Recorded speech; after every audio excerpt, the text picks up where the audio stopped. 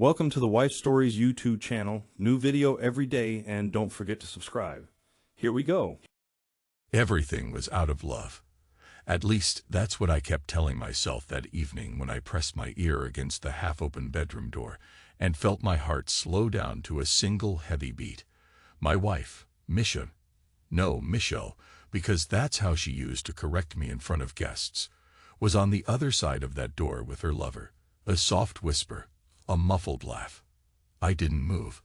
My palms, pressed flat to the wood, felt damp, but I couldn't bring myself to wipe them off on my trousers. I just stood there, my breath shallow, my thoughts turning to ice. Everything I heard was quiet, tender, that kind of quiet that carries more weight than any loud moan could. It was the sound of two people who had done this before, who were sure of themselves, secure in each other's intimacy. I closed my eyes. Coldness settled into my chest. I remember thinking that maybe I should slam the door open, scream at both of them, demand an explanation. But it was as if someone had torn the voice right out of my throat. In that moment, I became an observer to my own life. My heart hammered, yet I felt detached. A faint rustle of sheets, a soft exhalation. Then her voice, low, almost a purr. Don't worry about him. He won't be back until tomorrow. I didn't realize I'd been holding my breath. My jaw clenched, but no wave of rage came, just a sense of suffocating emptiness. My eyes blurred with something I refused to name as tears, because tears would mean pain, and I was too numb, too stunned for that. I pressed my forehead to the doorframe. In that moment, I learned something about myself. I could break and still remain silent. I could watch my world collapse in slow motion, and that hush inside me would only grow heavier. I'm not sure how long I stood there. Perhaps seconds, perhaps hours. My body felt heavy and cold. At some point, I turned around. My hand slid along the wallpaper, searching for the hallway light switch. I found it but didn't flip it. The darkness suited me. It was better that I remain invisible. I could have left right then, but instead I walked across the living room, set my keys on the table with a deliberate click, then sank into the couch. If they hadn't heard me, that was fine. I barely recognized the man I was at that moment, so what would it matter if they did? I stared at the blank screen of the TV. A few minutes later, I heard a slight creak. The bedroom door. A hush fell behind me. Then, the faint sound of footsteps, the cautious patter of someone who didn't want to be caught. I didn't turn around. My mind was drifting to memories.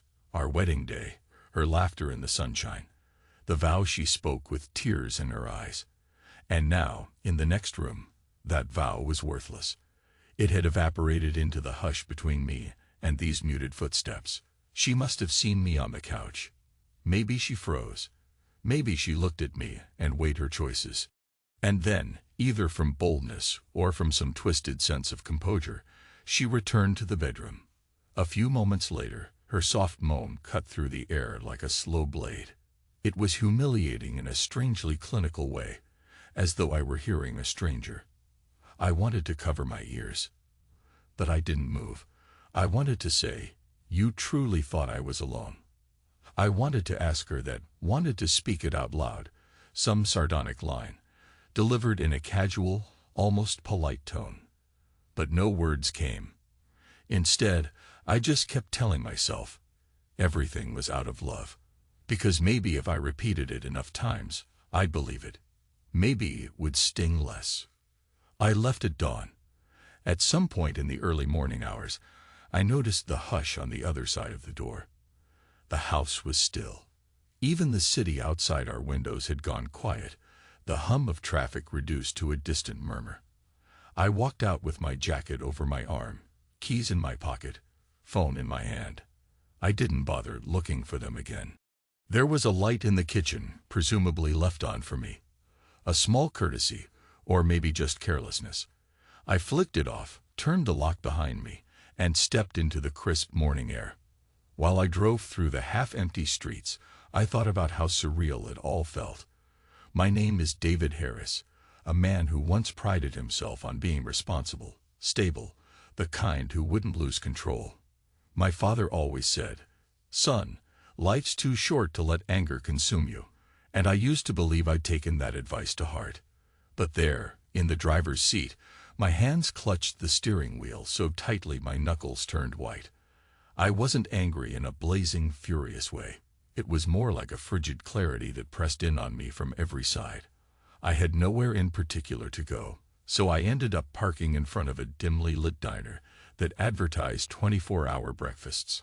I sat in the car, staring at the neon open sign, and for a second, I tried to cry. I thought tears might help. But the tears, if they existed, had frozen somewhere deep inside. Eventually, I went in. The smell of bacon and burnt coffee filled the air. A lone waitress approached, asked me what I wanted. I muttered something about eggs and black coffee. She gave me a vague smile that suggested she'd seen men like me before. Tired, eyes hollow, face a little too pale under the fluorescent lights. She brought the coffee first, then the eggs. I poked at them with the fork, not really registering the taste. I felt like a ghost in my own skin. Somewhere around the third sip of coffee, I saw my reflection in the window. I looked older than 40, maybe 50, a man with sagging shoulders and a dull gaze. If someone had told me the day before that I'd discover my wife in bed with another man, I might have laughed it off as a sick joke. But now I was living it. A random, half-lifeless morning, alone in a diner, while my wife presumably shared a shower or a final lingering kiss with her lover before sending him off. The chill in my chest remained steady, unwavering. I didn't go home right away. I drove through the city, aimless, waiting for my phone to ring. Part of me expected an apologetic text from Misha. Something like, "We need to talk," or maybe just "sorry." But my phone stayed silent. By noon, I felt an odd kind of acceptance. I pulled over near a small coffee shop, one I used to frequent back in my college days, a place with chipped wooden tables and old jazz playing softly in the background. Without thinking too hard about it, I walked inside, the bell over the door jingling, and took a seat in the back corner. The barista recognized me from years ago, or pretended to, and said, "Long time, no see." I forced a polite nod. That's when I heard her. Not Misha, her friend. The woman's voice was bright, carrying lightly across the hushed cafe. "But you left your husband already, right?" she asked. My heart hammered. My mind went blank. I turned my head. There was Misha, leaning across a small table, her hands wrapped around a paper cup. She looked poised, even comfortable. Her friend wore bright lipstick and had hair teased up in a fashionable style. And Misha, she just nodded, lips curving into a half-smile that I used to find beautiful. I stood up, not sure why. Part of me wanted to walk out, just vanish. Another part needed to hear more. That same coldness still lingered in my chest, so I stepped forward. She saw me a split second before I could slip away. Her eyes widened, but she said nothing at first. Then her friend, noticing her expression, turned and glanced at me. They both fell silent. The friend cleared her throat, stammered something about ordering more coffee, and fled to the counter. Misha stared at me. I stared back. "David," she said finally, "I didn't expect you here." I tried to speak, but my voice felt lost. Instead, I swallowed the dryness in my throat. "You left me." She inhaled slowly. "I was going to tell you." I nodded. Somehow, that answer made sense in the emptiest way possible. I remembered last night, the softness of her laugh behind the bedroom door while she was with him. The hush that had pinned me to the hallway like a butterfly on a corkboard. I tried to form some question that made sense. Why him? How long? Does it matter? But the only words that came out were, "Are you happy?" Her eyes flickered. She parted her lips, but nothing came. Maybe she wanted to say yes. Maybe she wanted to say no. Instead, she just said, "I'm sorry you found out this way." I almost laughed. Instead, I nodded again, feeling that frigid clarity welling up inside me. I found myself speaking in a flat, measured tone, as if I were reading a script. "Don't worry. I'm not here to make a scene." And I didn't. I walked out, leaving her with that half-guilty, half-relieved expression. Outside, a cold drizzle had started. I let it soak through my hair, trailing down my cheeks. People hurried by with umbrellas. I stood there for a solid minute, ignoring the stares. Then I kept walking, arms crossed against the chill, letting the city swallow me up. I remember the numbness most clearly. That sense of drifting through a place you know well. But now everything looks different. Over the next few days, Misha didn't come home. I still slept in our bed. I tried not to imagine the lingering scent of another man on the pillows, but at times it crept into my head anyway. I had no illusions that she was done with him. Their relationship wasn't new. It had a practiced ease, a confidence. They hadn't even bothered to hush themselves much last time. Perhaps that was the sign it had been going on for months, or maybe longer. I refused to do that math. Instead, I went to work. I edited articles, managed assignments, gave short, professional replies to colleagues. I told no one. A handful of people asked if I was all right. I gave them a mild shrug. Everyone carried on. One evening, about a week after I found them, I got into my car and drove to the address I'd uncovered by skimming her text messages on the phone bill. She had dialed that number too often, always around the same times. I recognized the pattern. The address led me to a small apartment building in a quieter part of the city. My heart thumped as I parked across the street. The lights in the second-story window were on. I knew, somehow, that she was there with him. I stepped out, crossing the road. My footsteps felt mechanical, my limbs stiff. The buzzer for the front door was out of service, so I simply waited, leaning against the damp brick, until a resident came out, letting me slip inside. I walked up to the second floor. The hallway smelled of stale cigarettes and cheap detergent. I found his door -2B. The name on the mailbox read M. Holmes. I knocked. The door opened, and I came face to face with him. Tall, broad-shouldered, a bit younger than me. He had russet hair and the kind of casual stance that suggested he was comfortable, even in the presence of a stranger. He blinked, frowning. "Yeah," he said. I let a beat of silence pass. "Then, you have something that belongs to me." My tone came out soft, but it landed like a heavy stone. My voice threatened to crack, but I forced it into a steady hush. He recognized me then. I saw it in the shift of his posture, the slight tension in his jaw. He didn't try to deny anything. "Listen, man, I don't know what she told you. It doesn't matter." I cut him off gently. My gaze was steady. "She won't be coming back to me. I know that." He exhaled and ran a hand through his hair. "Look, I didn't do this to." I gave a slight shrug. "I'm not here to threaten you." My voice was calm, almost a whisper.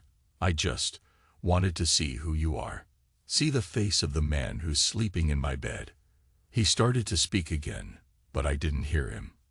Because behind him, in the apartment's half-lit interior, I spotted Misha. She stood near the living room, arms crossed over her chest, eyes locked on me. She looked uncertain, guilty, fearful. I couldn't read her expression clearly. My own reflection in a mirror behind her looked like some gray ghost of a man. I felt that dual sensation. I was standing here, yet also outside of my body, watching the scene unfold from a distance. "David," she said softly, stepping toward us. I ignored her. I turned my attention to him again. "I used to believe everything we had was out of love," I said. "All of it, even the parts that hurt. But now, I see it's just emptiness. So you, Mark, you're left with that emptiness." "Congratulations." My words came out with surprising composure, each syllable carefully measured. Maybe that's why he flinched. He seemed unsure whether I was insulting him or pitying him. I just stared, letting the silence spool out. In the corner of my vision, Misha's hand twitched, as if she wanted to reach out to me but didn't dare. Finally, the man mumbled something about this not being the right place or time. I allowed myself a faint nod. I turned on my heel.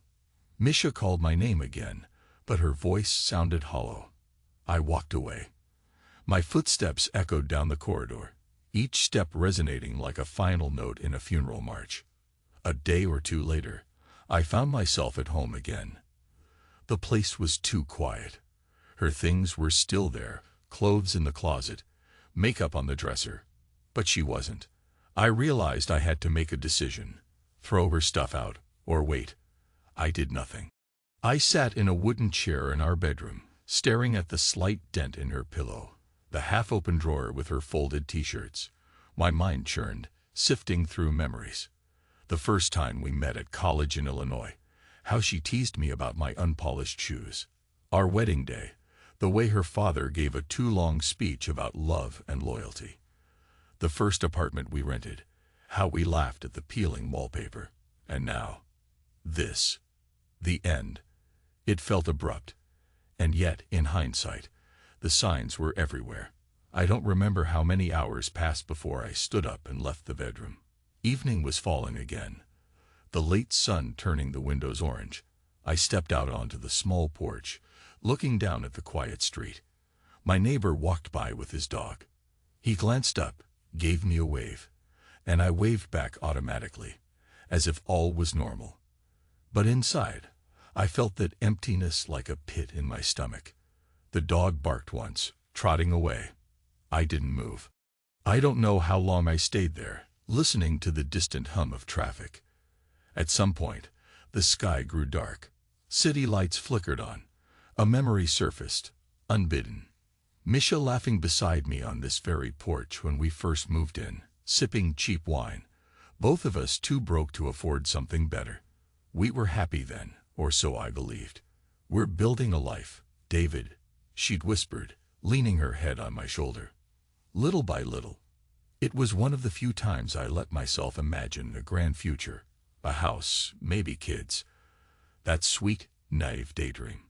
Now that vision felt like a sick joke. It was near midnight when I heard her footsteps outside. I recognized the faint jingle of her key ring. She tried the door, found it locked. I stood in the dimly lit living room, not sure if I wanted to let her in.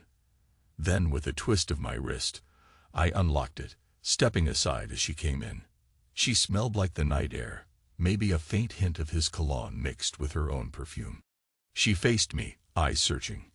I couldn't read her face. I wondered if it was guilt, regret, or simply obligation. She parted her lips, but no words came immediately. I studied her. I felt an odd sense of detachment, like a coroner studying a body on a slab. Finally, she whispered, "David." I didn't reply. My pulse hammered, though I doubt she could tell. I forced my face into neutrality, as if I used a scalpel on my emotions. Part of me wanted to scream, part of me wanted to sob, but all I projected was icy calm. She spoke again, her voice trembling. "Can we talk?" My throat felt tight. "What is there to say?" She looked down. "I'm sorry," she managed. I waited, letting the silence weigh on both of us. For what exactly? My voice was quiet, almost gentle, but each word carried an edge. "Are you sorry for doing it, or for getting caught?" She closed her eyes, tears forming at the corners. "That's not fair."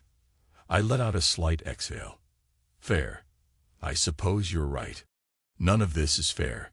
She stepped closer, her hand inching toward mine. I never meant for it to happen this way. I felt the tightness in my chest intensify. But it did. She nodded, lips pressed together. I was lonely. She sounded defensive, or maybe just lost. You were always so distant lately, wrapped up in your work, or in your own thoughts." I tried, David. I did. But you never gave me anything back. A flicker of warmth, anger or sorrow, I'm not sure, pulled at my insides. I swallowed, my voice faltering. "I see." She shook her head, tears slipping down her cheeks. "I'm not blaming you. I made my choices, But I need you to understand. No, I interrupted gently. I don't need to understand. It's done. Silence. She looked at me, eyes brimming with tears, and for a second, I saw the woman I married. The one who used to hold my hand in crowded streets, who'd write me silly notes on the bathroom mirror. Except now those memories felt like relics from a different lifetime. She inhaled unsteadily. So, what now? We just pretend it never happened. My lips curved into a humorless half smile. No, we can't pretend. She started, but her voice caught in her throat. She tried to reach for my hand again, but I stepped back, my heart pounding too loudly in my ears. That step back felt final. I saw how it cut her. She stared at me like she wanted me to do something. Yell, cry, maybe hold her or push her away. But I just stood there in silence, letting the emptiness expand. After a moment, she nodded to herself, as though deciding something. She turned and walked out the door, leaving it ajar behind her. I didn't move to close it until I heard her footsteps fade down the stairs. Then I pressed the door shut, turned off the lights, and retreated into the darkness of the bedroom. The emptiness in my chest pulsed like a cold star. Days blurred. I'm not sure how many. I existed in a state of half-limbo. She texted me once or twice about practical matters, bills, the mortgage, some upcoming event. I answered politely, no extra words. I filed the necessary documents for a separation. Not quite divorce yet, but we both knew it was heading there. I told no one at work. In my silence, I felt a bizarre sense of control. If I said nothing, no one could pity me. Eventually, I ended up in the same cafe from before. It might have been a form of self-torture, or maybe habit. I sat alone, sipping black coffee, staring at the swirl of people coming in and out. Then, suddenly, I heard her voice again. Misha. She was sitting at a nearby table, ironically enough. And she was talking to that same friend, the one who had brazenly asked, "But you left your husband already, right?" I hadn't intended to eavesdrop, but my ears honed in on them immediately. She was telling her friend that she felt uncertain. "I can't just let go of everything so easily," she said. The friend was nodding sympathetically, saying words like, "You deserve to be happy," and, "If he can't give you what you need, then it's not your fault." I sat there, heart pounding, shoulders rigid. I realized she hadn't fully moved on, even if physically she had. There was some hesitation in her voice, maybe guilt, maybe confusion. She was in limbo too. I paid for my coffee and walked out. It struck me then how cleanly everything had broken. I didn't see a path back, but a small, cruel part of me took solace in the fact that she wasn't exactly living in bliss either. Maybe that was my first taste of revenge, a quiet, internal satisfaction, or not of anger, but of an odd sense that she had to live with the consequences too. The next scene I recall with vivid clarity, standing at Mark's doorstep again. Same chipped paint, same stale smell in the hallway. This time, I knocked harder. The door opened, revealing him in a t-shirt, hair damp from a shower. I could see surprise flicker across his face. "You again," he said, trying for a calm tone. But I heard the edge there. "Mind if I come in?" I asked softly, though it wasn't really a question. He hesitated, then stepped aside. The living room was cluttered with design sketches, half-finished illustrations pinned to the walls. A computer on a small desk hummed quietly. I scanned the room as though I were investigating a crime scene. My heart hammered, but my voice came out measured. "Is she here?" I asked. He shook his head. "Not right now." Then he frowned. "Why?" I gazed at him for a long moment. "She told me once you're a good man. A dreamer, an artist. You crave excitement. Is that right?" His eyes narrowed. "Look, I don't know what you want, David. If you're looking for a fight." I shook my head. "I'm not. But you took something from me. I just wanted to see how it suits you." He blinked, uncertain. I don't own her. No, of course not. I let out a small, humorless chuckle. But you're the man who gets to wake up next to her now, at least some nights. The man who steps into her shower, who hears her laugh the way I used to hear it. And I want you to understand that what you have now isn't the same woman I married. She's changed. You both have. Because what you did has consequences. He frowned, shifting his weight, crossing his arms over his chest. You act like you don't care, but you're here. So you must. I nodded slowly. You're right. I do care. But not about getting her back. It's more about letting you know that all that love I poured into her, all that trust, is gone. And that absence is real. You'll feel it, eventually. My voice almost cracked at the end, but I kept it steady. Mark stared at me as though he couldn't figure me out. I never wanted this to be ugly, he said, voice low. It just happened. I felt my lip curl. Things don't just happen. People choose. Silence. The tension between us felt suffocating. Finally, I stepped back. You can tell her I came by. Maybe she'll understand. Maybe not. But I'm done. I turned and left him standing there. Confusion etched on his face. Outside, the sky was a dull gray, threatening rain. A swirl of wind caught me off guard, making me stumble slightly. I realized my hands were shaking, and that the dull ache in my chest had grown sharper. A voice inside whispered, "This is your revenge," making them doubt. It's an ugly kind of satisfaction. Maybe a week later, Misha showed up at our house again. It was late evening. She let herself in, said my name quietly. I emerged from the kitchen, holding a cup of cold tea. She looked exhausted. Pale face, eyes rimmed with sleepless nights. Her posture was uncertain, as though she wasn't sure if she had the right to stand in her own living room. I motioned for her to sit on the couch. She did, perching on the edge. I took a seat opposite her, resting my elbows on my knees. Neither of us spoke for a moment. A heavy hush filled the space. Finally, she murmured, "I'm moving out." I nodded. "Yeah, I figured." She swallowed. I need to pick up some things, if that's okay." My response was slow, deliberate. "Of course, it's your stuff." Her gaze flicked to me. "Right." She rose and went into the bedroom. I heard the dresser drawers open, the rustle of clothes being pulled out. After a minute, I forced myself to follow. I leaned against the doorframe, watching her fold shirts into a suitcase. My eyes caught sight of the framed photo on the nightstand. Me and her on our wedding day, faces alight with naive hope. She glanced at it too, hesitating. Then she placed it face down on the nightstand. "What do we do with the rest?" she asked quietly. "Furniture, everything else."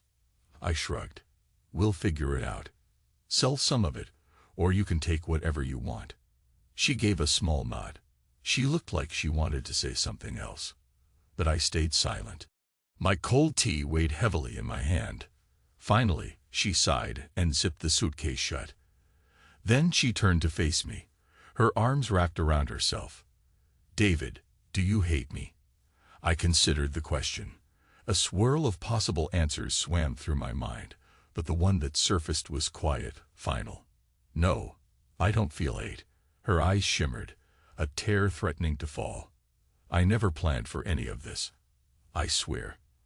"I believe you," I said softly, though my tone was devoid of warmth. "Sometimes we do things we never planned for." She chewed her bottom lip, blinking back tears. "I'm leaving now." I nodded. She slipped past me, hauling the suitcase down the hall. I followed behind at a distance, watched her open the front door. On the threshold, she hesitated, turning to look at me over her shoulder. "Take care of yourself," she whispered. "I will," I replied. Then she was gone, footsteps echoing on the stairs, carrying her away from the life we built. The door closed with a soft click that seemed louder in the hush that followed. Time trudged onward. I'd like to say I found a way to fill the emptiness, but that would be a lie. I functioned, went to work, paid bills, did groceries, pretended to be normal. That sense of drifting, though it lingered. I noticed how the slightest reminders stung. An abandoned hair clip on the bathroom shelf, an old note in her handwriting at the bottom of a drawer. Each time I'd find something, I'd freeze, then force myself to discard it in a black trash bag I kept near the door. It was a ritual of sorts, each item a piece of the life I'd once cherished. I remember one afternoon, I was walking home from work, passing by that same coffee shop. Out of the corner of my eye, I saw them, Misha and Mark, inside at a table, laughing about something. My heart lurched, and I felt that old chill in my chest. I stopped, just for a second, and stared through the glass. She was leaning forward, a tiny smile on her lips, hair falling over her cheek. Her eyes sparkled in a way I hadn't seen in a while. Perhaps that was a sign she'd found something new, something I'd lost the capacity to give her. In that moment, I realized the one thing I still carried was a quiet brand of vengeance. Not the violent kind. No, it was the kind that sours your soul day by day, making you resent the happiness you see on her face. I forced myself to keep walking. I clenched my jaw, ignoring the dull ache behind my sternum. A question flickered in my mind. Was I truly free of her, or was I chained to my own bitterness? More days, more nights. My phone stayed silent. Occasionally, a text from Misha about official matters. Lawyers, finances, dividing assets. I responded in single-word messages. My father tried calling me once, saying he and Mom were worried. I told him everything was fine. The less I spoke, the safer I felt. The only sign of life in my eyes was a faint flicker whenever I imagined a final confrontation, a scene where I'd corner them both and demand some retribution. But that, too, felt hollow. I'd already confronted Mark. I'd stood in front of Misha and told her I was done. There was nothing left to do but wait for the slow bleed-out of the marriage to end. Then came the day that she tried to come back. It was late afternoon. I heard the front door open, her footsteps in the hall. I was in the living room, reading an article on my laptop for work. I set it aside and glanced up. There she stood, in a simple dress, hair pulled back in a loose ponytail. She looked uneasy, as if she was bracing for a fight. "David," she began, her voice tight. "I know I shouldn't just barge in, but we never really talked about how this is going to end." She swallowed. "We have papers to sign, lawyers waiting. But I need closure." I stared at her, a part of me oddly amused by her choice of words. Closure, as though that would wipe away the betrayal.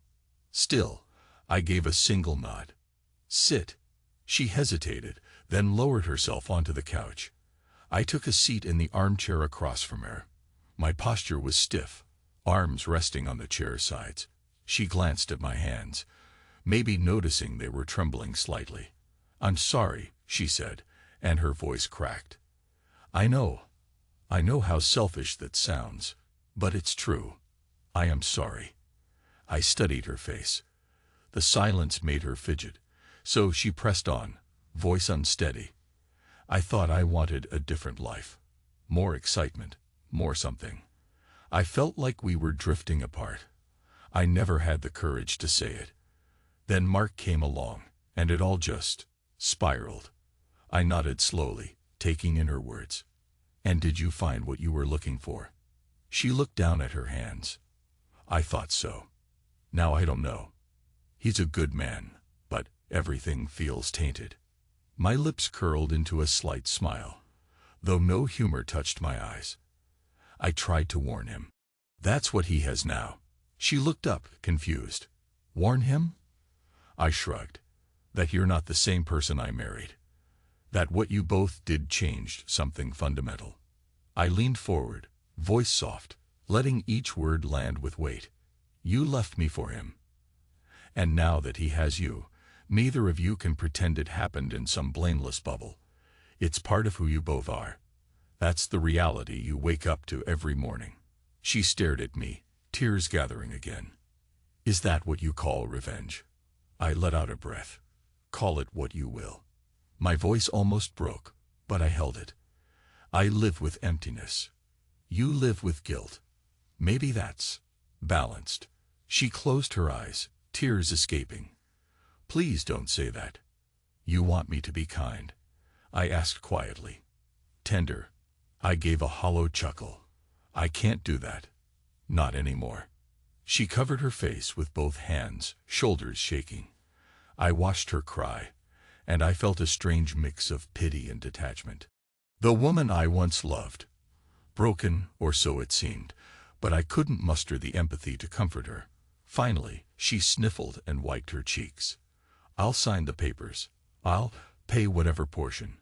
I can't leave like this, David. I can't bear the idea that you'll despise me forever.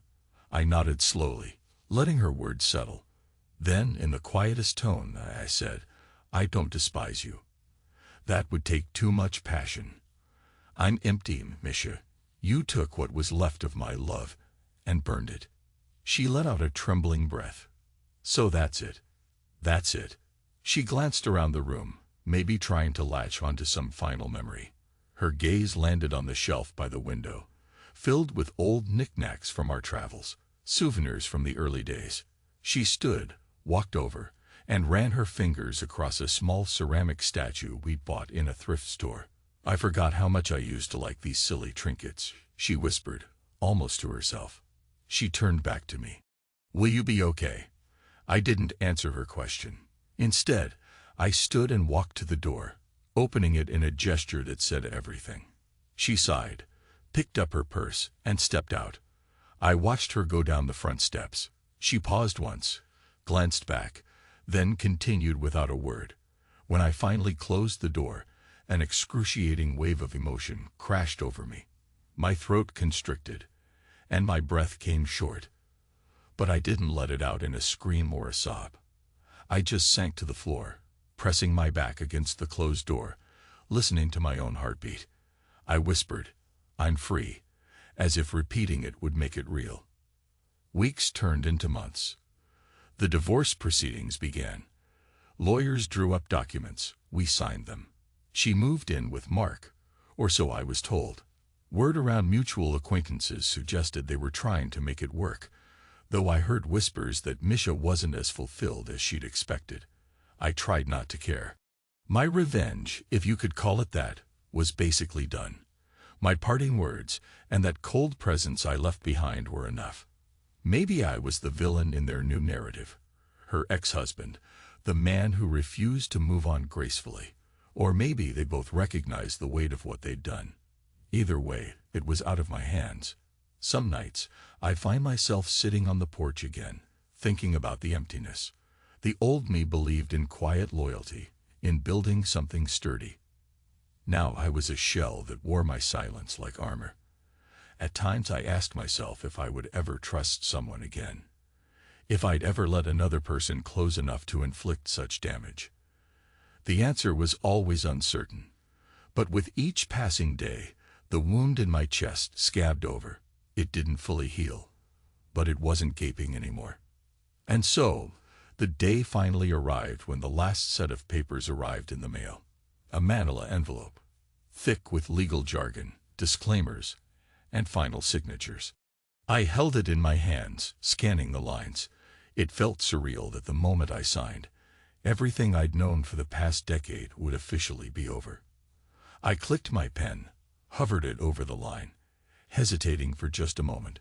Then I wrote my name with precise strokes. No flourish, no hesitation. Just like a surgeon making an incision. My phone buzzed. A text from an unknown number, though I recognized it as Misha's new phone. It read, I'm sorry for everything. I hope one day you find peace. I stared at the words, expression unreadable. Then I typed back, quietly, methodically. You truly thought I was alone. I paused, reading the text. My thumb hovered over the send button. Slowly, I deleted it. Letting out a long breath, I typed a simpler response. Take care. Then I set my phone aside, folded the signed papers, and slid them back into the envelope. That was it. The end. or the beginning of whatever came next. The emptiness was still there, but for the first time, it felt lighter, like a dense fog lifting a fraction. I placed the envelope by the door, ready to mail it the next morning. I stepped outside to the porch. The sun was setting, painting the sky a soft orange. For a moment, I closed my eyes and inhaled the evening air. My mind drifted to the memory of that first time I had discovered them.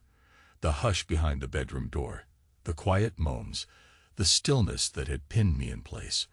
I remembered how my body felt then, frozen, robbed of voice.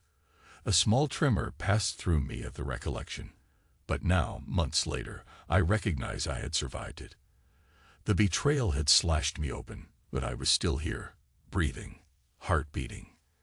Leaning against the porch rail, I let the city's ambient noise wash over me. Cars passed, distant horns beeped, neighbors chatted on their stoops. Life carried on. So would I. I might never be the same man I was before, but maybe that was okay. Maybe in this battered shape, I could forge something new out of what remained. A quiet satisfaction, if you could call it that, stirred in my chest. Not happiness, not relief, but acceptance. The kind that comes after you've burned everything to ashes and finally see the embers dying. My phone sat in my pocket, silent now. I had nothing left to say to her or him.